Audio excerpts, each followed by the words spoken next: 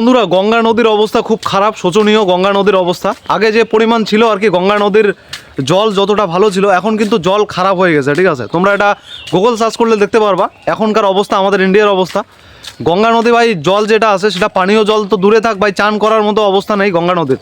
এটা হলো কেন? কারণ এটা হওয়ার কারণ একটাই আছে, এখানে কলকারখানার যে চামড়া তৈরি করে, চামড়া দিয়ে অনেক জিনিসপত্র তৈরি করে, কলকারখানা ভাই শেষ করে দিয়েছে পুরো নদীটাকে, একদম পুরো ভেস্ট করে দিয়েছে একদম। ঠিক আছে, পুরো জঘন্য অবস্থা হয়ে গেছে।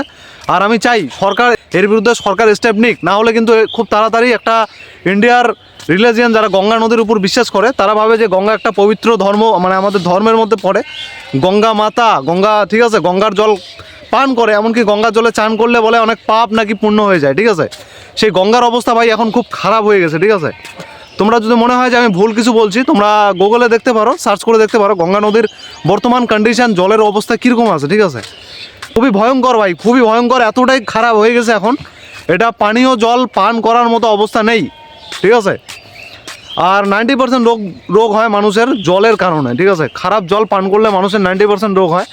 এর রোগ যখন পান করবা, তোমরা জলটা টেস্ট করে পান করবা, জলটার মধ্যে কতটা পানীয়, মানে পান করার যোগ্য কিনা জলটা। যদি যোগ্য হয় তবে পান করো, আর যদি যোগ্য না হয় সে জলটা পান করবে না। ঠিক আছে, নাহলে কিন্তু অসুখ বিসুখের মধ্যে তোমরা পড়তে পারো। অ্যান্ড দেন এই কথাটাই বলবো তোমাদেরকে। চলো দেখা হচ্ছে পরের ব্লগে, সবাই ভালো থাকবেন অ্যান্ড সুস্থ থাকবেন। ধন্যবাদ।